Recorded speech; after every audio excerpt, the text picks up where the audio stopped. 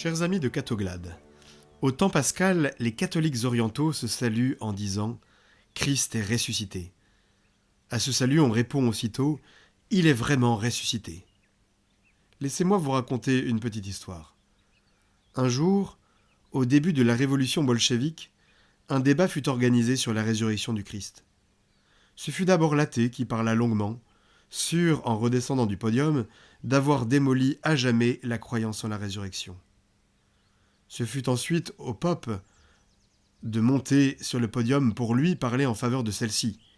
Il dit simplement « Christ est ressuscité » et tout son auditoire, d'un seul cœur, avant même de réfléchir, répondit d'une seule voix « Il est vraiment ressuscité » et le pope redescendit en silence. J'aime bien cette petite histoire, qui nous montre que rien ni personne ne peut empêcher la lumière du Christ d'éclairer et d'illuminer les cœurs et les âmes. Car Pâques est la fête de la nouvelle création. Jésus est ressuscité et ne meurt plus.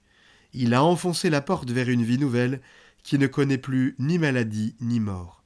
Il a conduit l'homme en Dieu lui-même. L'écrivain ecclésiastique Tertullien, au IIIe siècle, en référence à la résurrection du Christ et à notre propre résurrection, avait l'audace d'écrire, je le cite, « Ayez confiance, chair et sang.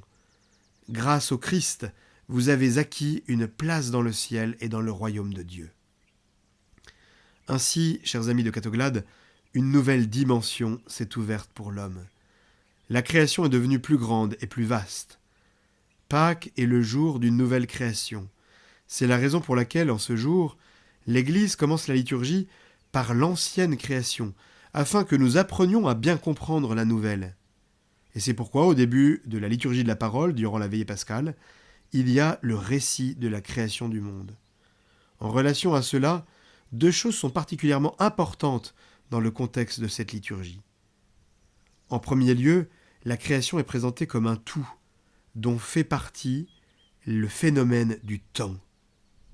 Les 7 jours sont une image d'une totalité qui se déroule dans le temps. Ils sont ordonnés en vue du 7e jour, le jour de la liberté de toutes les créatures pour Dieu et des unes pour les autres. La création est donc orientée vers la communion entre Dieu et la créature. Elle existe afin qu'il y ait un espace de réponse à la grande gloire de Dieu, une rencontre d'amour et de liberté. En second lieu, durant la même vigile pascale, du récit de la création, l'Église écoute surtout la première phrase, où Dieu dit « que la lumière soit ». Fiat lux. La phrase est célèbre, c'était même le nom d'une marque d'allumettes. Le récit de la création, d'une façon symbolique, commence ainsi par la création de la lumière. Vous remarquerez que le soleil et la lune sont créés seulement le 4e jour. Le récit de la création les appelle sources de lumière que Dieu a placées dans le firmament du ciel. Ainsi, il leur ôte consciemment le caractère divin que toutes les grandes religions de l'Antiquité leur avaient attribué. Non, ce ne sont en rien des dieux, ce sont juste des corps lumineux créés par l'unique Dieu. Ils sont en revanche précédés de la lumière, par laquelle la gloire de Dieu se reflète dans la nature de l'être qui est créé. Qu'entend par là le récit de la création ? La lumière rend possible la vie, elle rend possible la rencontre, elle rend possible la communication, elle rend possible la connaissance, l'accès à la vérité. Et en rendant possible la connaissance, elle rend possible la liberté et le progrès.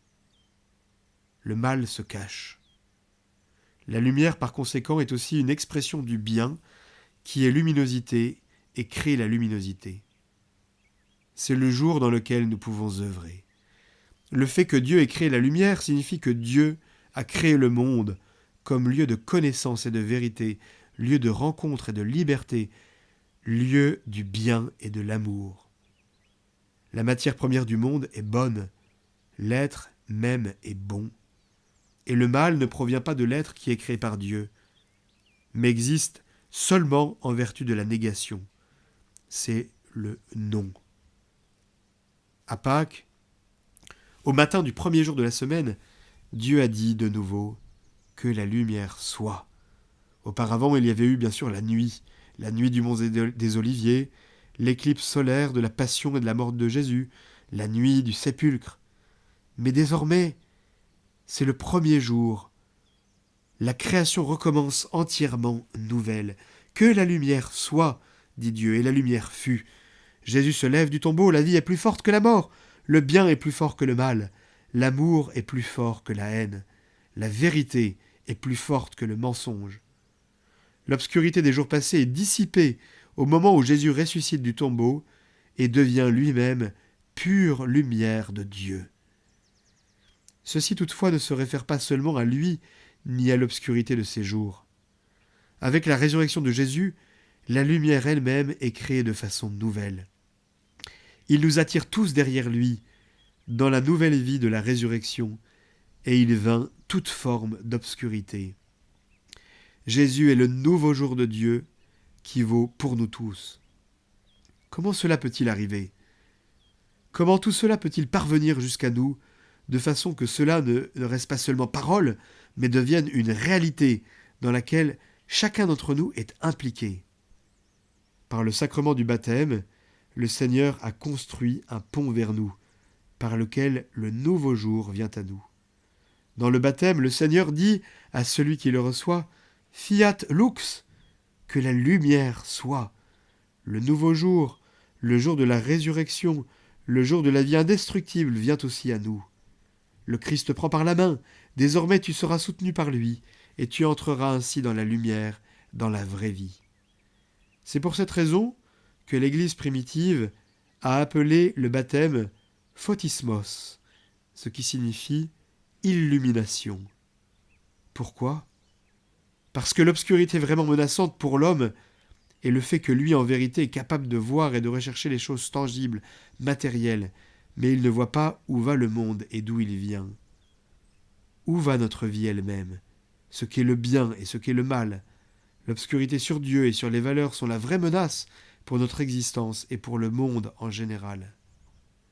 Si Dieu et les valeurs, la différence entre le bien et le mal reste dans l'obscurité, alors toutes les autres illuminations qui nous donnent un pouvoir aussi incroyable ne sont plus des progrès, mais elles sont des menaces qui mettent en péril nous et le monde. Aujourd'hui, nous pouvons illuminer nos villes d'une façon tellement éblouissante que les étoiles du ciel ne sont plus visibles. Sur les choses matérielles, nous savons et nous pouvons incroyablement beaucoup. Mais ce qui va au-delà de cela, Dieu et le bien, nous ne réussissons plus à l'identifier.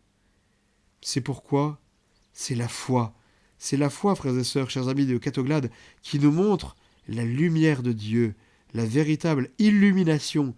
La foi est une irruption de la lumière de Dieu dans notre monde. La foi est une ouverture de nos yeux à la vraie lumière.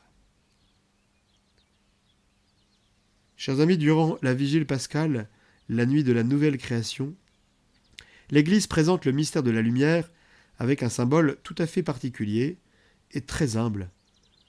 Il s'agit du cierge pascal. C'est une lumière qui vit en vertu du sacrifice. Le cierge illumine en se consumant lui-même. Il donne la lumière en se donnant lui-même. Ainsi, il représente d'une façon merveilleuse le mystère pascal du Christ qui se donne lui-même et ainsi donne la grande lumière.